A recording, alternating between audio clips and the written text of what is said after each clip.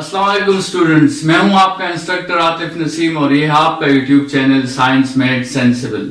आज के लेक्चर में स्टूडेंट्स हम फंक्शन को दोबारा समझने की कोशिश करेंगे इन टर्म्स ऑफ इक्वेशंस। ठीक है, लेक्चर नंबर 2 में मेरे ख्याल में हमने फंक्शंस को समझा था in terms of binary relations.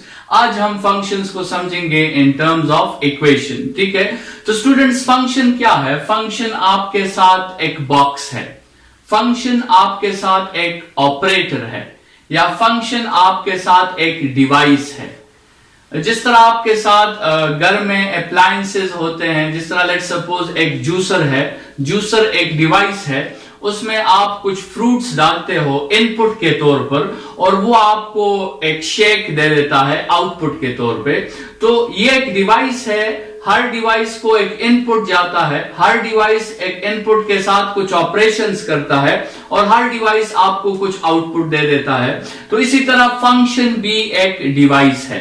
ठीक है, तो इस डिवाइस का काम क्या है? इस डिवाइस का वही काम है कि इसे हम इनपुट देंगे और इनपुट को हम x का नाम देंगे। तो स्टूडेंट्स हम इसको क्या देंगे? इस डिवाइस को इनपुट देंगे। ये फंक्शन क्या करेगा? ये इस डिवाइस पर, ये डिवाइस जो है या ये फंक्शन जो है, ये इस इनपुट पर कुछ ऑपरेशंस करेगा जो इसकी अंदर की बातें हैं। ठीक है, जिस पे आपके साथ जो है हमें कुछ पता नहीं है कि उसके साथ क्या कर रहा है, लेकिन ये उसके साथ कुछ ना कुछ तो अंदर कर रहा है। और आपको ये क्या देगा? आपको ये आउटपुट देगा।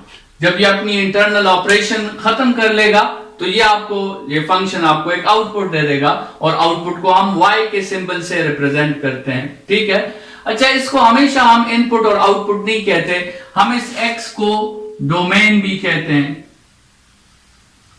और इस आउटपुट को हम रेंज भी कहते हैं। तो ये इसके मुख्तलिफ नाम है। आप इसे इनपुट और आउटपुट कह सकते हैं, आप इसको डोमेन और रेंज भी कह सकते हैं। सो हम फिर मैथमेटिक्स में किस तरह लिखते हैं? हम लिखते हैं is equal to Y is equal to F of X, और इसका मतलब क्या है कि y is a function of x या y is the result when f is operated on x।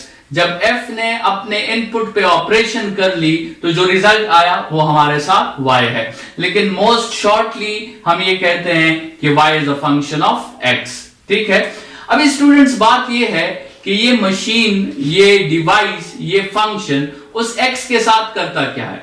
तो स्टूडेंट्स ये उस x के साथ कुछ भी कर सकता है। ठीक है, हो सकता है कि ये उस x का स्क्वायर ले ले, फिर उसको उसी x के साथ ऐड कर दे और फिर रिजल्ट के साथ 3 दोबारा ऐड कर दे।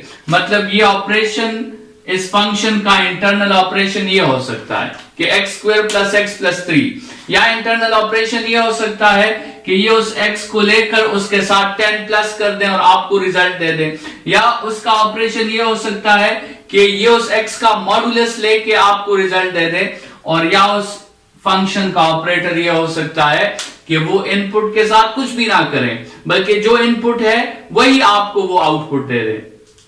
ठीक है, और इसके स्टेटमेंट का रिजल्ट आपके साथ होगा, हम लिख सकते हैं y is equal to X square plus X plus 3, या हम लिख सकते हैं y is equal to X plus 10, या हम लिख सकते हैं y is equal to X modulus, और या हम लिख सकते हैं y is equal to x। मतलब ये फंक्शन x के साथ कुछ भी नहीं कर रहा। स्टूडेंट्स यहां पर मैंने एक दो फंक्शन जो है वो आपके लिए मेंशन किए हैं।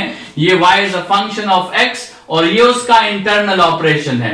ये y is a function of x और ये उसका इंटरनल ऑपरेशन है। और इस तरह बहुत से आप अपने लिए स्टेटमेंट्स लिख सकते हैं, अपने लिए फंक्शंस बना सकते हैं। ठीक है, और आपका हर फंक्शन इनपुट के साथ एक प्रोसेसिंग करेगा और आपको आउटपुट देगा। लेकिन स्टूडेंट्स यहां पे एक बात याद रखें, अगर आपको याद हो हम जब बाइनरी रिलेशंस में फंक्शन की बात कर रहे थे तो वहां पर हमने एक बात की थी कि फंक्शन के लिए सेट ए का कंप्लीटली यूज होना जरूरी है, और दूसरी अहम बात ये थी कि सेट ए में रिपीटिशन नहीं होनी चाहिए। सेट ए का एक एलिमेंट सेट बी के 2 एलिमेंट्स के साथ रिलेशन नहीं बना सकता, अदरवाइज फिर हम उसे फंक्शन नहीं कहेंगे। इस पॉइंट को यहां पर जरा समझने की कोशिश करें। स्टूडेंट्स फर्ज करें आपके साथ जो है, लेट्स सपोज आपके साथ एक जूसर है और उस जूसर में आप इनपुट में जो है डाल दें बनाना, और वो आपको क्या पेश करें, बनाना का एक शेक आपको बनाकर दे दें। तो क्या इस तरह होता है कि हम इस इनपुट में दोबारा बनाना पुट कर दें और वो हमें एप्पल का शेक दे दे? क्या ये पॉसिबिलिटी है इस डिवाइस के साथ कि एक दफा बनाना पर हमें वो बनाना का शेक दे और दूसरी दफा बनाना पर हमें वो एप्पल का शेक दे दे? तो ये एग्जाम्पल इसी तरह है जिस तरह डोमेन आपके साथ रिपीट हो गया। देखिए, एक बी आ गया और दूसरा ए आ गया, तो बी जो है वो 2 दफा आ गया। तो इसका मतलब ये है कि ये पॉसिबिलिटी यहां पर भी फंक्शंस में नहीं हो सकती। इस तरह नहीं हो सकता कि आप x को इनपुट में 1 वैल्यू दे और आपको आउटपुट में 2 मिल जाए, और दोबारा आप x में 1 वैल्यू दे और आपको आउटपुट में 3 मिल जाए। अगर ये बात होगी तो फिर उस रिलेशन को हम फंक्शन नहीं कहेंगे, क्योंकि इसको अगर हम ऑर्डर्ड पेयर फॉर्म में लिखेंगे तो हम 1, 2 और 1, 3 लिखेंगे। तो देखें, इसमें आपके साथ सेट ए जो है वो रिपीट हो गया है, तो उस किस्म के रिलेशन को फिर हम फंक्शन नहीं कहेंगे। ठीक है, वहां पर तो हमने जो है न्यूमेरिकली चेक किया था, हर रिलेशन का हम वो फर्स्ट एलिमेंट देखते थे और हम चेक करते थे कि क्या इसमें डोमेन जो है, जो फर्स्ट सेट के एलिमेंट्स हैं, क्या वो रिपीट हुए हैं या नहीं हुए। लेकिन यहां पर तो हम हर एलिमेंट को चेक नहीं कर सकते। यहां पर तो इनपुट की इनफाइनाइट वैल्यूज हैं जो आप पुट कर सकते हैं, और आउटपुट की भी आपके साथ इनफाइनाइट वैल्यूज आ सकती है। तो यहां इन रिलेशंस को तो हम असल में ऑर्डर्ड पेयर फॉर्म में लिखते ही नहीं है, इन रिलेशंस को तो हम इक्वेशंस के फॉर्म में लिखते हैं। तो इक्वेशंस के फॉर्म में फिर आप ये कैसे मालूम करेंगे कि क्या डोमेन रिपीट हुआ है या नहीं हुआ, क्या सेट ए जो है वो रिपीट हुआ है या नहीं हुआ। तो उसके लिए स्टूडेंट्स हमारे साथ क्या है, ग्राफिकल एनालिसिस है। ग्राफिकल एनालिसिस में हम एक मेथड यूज करते हैं जिसका नाम है द वर्टिकल लाइन टेस्ट। ठीक है, आपने अगर लेट सपोज आपको जो भी इक्वेशन गिवन है आप उसका ग्राफ ड्रा कर लेंगे, आप उसका ग्राफ ड्रा कर लेंगे, फिर अपने लिए कंप्लीट एक्स एक्सिस पर भी आप चेक कर सकते हैं और अपने लिए एक इंटरवल भी डिफाइन कर सकते हैं। लेट सपोज मैं ए से लेकर बी तक देखना चाहता हूं कि ए से लेकर बी तक ये जो ग्राफ है क्या ये फंक्शन का ग्राफ है या नहीं है। ए और बी चूज करना आपकी चॉइस है। फर्ज करें मैंने ए की वैल्यू -3 चूज की है और बी की वैल्यू मैंने 50 चूज की है, तो मैं -3 से लेकर 50 तक देखना चाहता हूं कि क्या ये ग्राफ -3 से लेकर 50 तक ये फंक्शन है या नहीं है, या इसमें जो फर्स्ट सेट की वैल्यूज हैं क्या वो रिपीट हुई है या नहीं हुई। ठीक है, तो मुझे क्या करना होगा, मुझे अपनी मर्जी का इस ए और बी के दरमियान जहां पर भी मेरी मर्जी हो मैं एक वर्टिकल लाइन ड्रा करूंगा, जहां पर भी मेरी मर्जी हो। ठीक है, और उस वर्टिकल लाइन का इस ग्राफ के साथ सिर्फ एक पॉइंट पे टच होना चाहिए।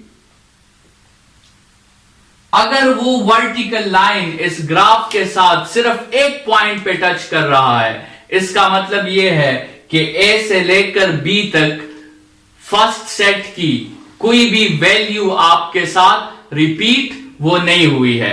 मतलब ए से लेकर बी तक x की कोई भी वैल्यू रिपीट नहीं हुई है। ये केस आपके साथ नहीं आया है। 1 सिर्फ 2 के साथ है या फिर 1 सिर्फ 3 के साथ है। 1, 2 और 3 के साथ कंबाइंड फॉर्म में इस ग्राफ में मौजूद नहीं है, क्योंकि आपके साथ जो है वो हर पॉइंट पे जब आप एक वर्टिकल लाइन ड्रॉ करते हैं तो आपको सिर्फ एक ही आंसर मिलता है। इसका मतलब ये हुआ कि इसमें सेट ए जो है वो रिपीट नहीं हुआ है। तो ये इक्वेशंस के फॉर्म में आपने अगर चेक करना है कि आपका डोमेन या आपका सेट ए या आपका इनपुट वो रिपीट हुआ है कि नहीं हुआ, तो उसके लिए आपके साथ मेथड क्या है, द वर्टिकल लाइन टेस्ट। आप एक वर्टिकल लाइन, जिस भी पोजीशन पे आपको शक हो वहां पे वर्टिकल लाइन ड्रॉ करें, और आपको अगर सिर्फ एक सॉल्यूशन मिल जाए तो इसका मतलब ये है कि वो फंक्शन है, लेकिन अगर आपको दो सॉल्यूशंस मिल गए फिर वो फंक्शन नहीं है। यहां पे हमको कुछ ग्राफ्स जो है वो चेक कर लेते हैं, ठीक है। ये y is equal to x का ग्राफ है। आप अपनी मर्जी का कहीं पर भी एक वर्टिकल लाइन ड्रॉ कर लें, आपको पता चल जाएगा कि हर पॉइंट पे आपको सिर्फ एक सॉल्यूशन मिलता है, मतलब ये ग्राफ आपके साथ एक फंक्शन है। इसी तरह ये y is equal to X square का ग्राफ है। आप कहीं पर भी वर्टिकल लाइन ड्रॉ कर लें, आपको सिर्फ एक सॉल्यूशन मिलेगा। इसका मतलब ये है कि ये ग्राफ भी एक फंक्शन है। स्टूडेंट्स इस ग्राफ को देखें, आपको समझ आ गया होगा कि यहां से लेकर यहां तक, ये लेट सपोज मैंने 2 पॉइंट्स अपने लिए कंसिडर कर लिए, ए से लेकर बी तक। ए से लेकर बी तक ये फंक्शन है। जहां पर भी आप वर्टिकल लाइन ड्रॉ करेंगे आपको सिर्फ एक ही सॉल्यूशन मिलेगा। लेकिन स्टूडेंट्स बी से लेकर तकरीबन सी तक, बी से लेकर सी तक जब आप वर्टिकल लाइन ड्रॉ करेंगे तो आपको एक सॉल्यूशन नहीं मिलता, बल्कि आपको एक से ज्यादा सॉल्यूशंस मिलते हैं। मतलब ये भी आपको एक सॉल्यूशन मिल गया, ये भी एक सॉल्यूशन मिल गया, ये भी एक सॉल्यूशन मिल गया, ठीक है। इसका मतलब ये है कि यहां पर डोमेन आपका रिपीट हो रहा है। डोमेन जो है, ये जो x की वैल्यू है, ये इस y के साथ भी है, इस y के साथ भी है और इस y के साथ भी है। तो मतलब क्या हुआ कि b से लेकर c तक ये रिलेशन फंक्शन का नहीं है, और c के बाद फिर ये रिलेशन फंक्शन का हो गया है, ठीक है। तो ये हॉरिजॉन्टल वर्टिकल लाइन टेस्ट से आप चेक कर सकते हैं कि कोई ग्राफ जो है वो फंक्शन है या नहीं है। स्टूडेंट्स सर्कल का जो इक्वेशन होता है, ये लेट सपोज आपके साथ सर्कल का इक्वेशन है। सर्कल का इक्वेशन आपके साथ फंक्शन नहीं है, क्योंकि उस पे आप किसी भी पॉइंट पे वर्टिकल लाइन ड्रॉ करें तो आपको 2 सॉल्यूशंस मिलते हैं, आपको एक सॉल्यूशन नहीं मिलता। तो the equation of circle is not a function. Students ellipse हमारे साथ एक शेप है। एलिप्स का ग्राफ इस तरह ओवल की शक्ल में होता है। ये एलिप्स का जो इक्वेशन है ये फंक्शन नहीं है, क्योंकि आप इस पे वर्टिकल लाइन ड्रॉ करें आपको जो है 2 सॉल्यूशंस मिलते हैं। तो किसी भी इक्वेशन के फंक्शन होने के लिए स्टूडेंट्स ये बात जरूरी है कि वो वर्टिकल लाइन टेस्ट को पास करे। और वर्टिकल लाइन टेस्ट की क्या रिक्वायरमेंट है? वर्टिकल लाइन टेस्ट की रिक्वायरमेंट ये है कि आप जहां पर भी मर्जी ये वर्टिकल लाइन ड्रॉ कर लें, इस वर्टिकल लाइन और आपके फंक्शन का सिर्फ एक सॉल्यूशन आना चाहिए, सिर्फ एक पॉइंट पे इंटरसेक्शन होनी चाहिए, तभी हम उस ग्राफ को फंक्शन कह सकते हैं, अदरवाइज हम उसे फंक्शन नहीं कह सकते। स्टूडेंट्स इस एग्जांपल में हमने स्टडी किया कि एक ग्राफ इस तरह भी हो सकता है जो एक इंटरवल के लिए फंक्शन हो और दूसरे इंटरवल के लिए वो फंक्शन ना हो।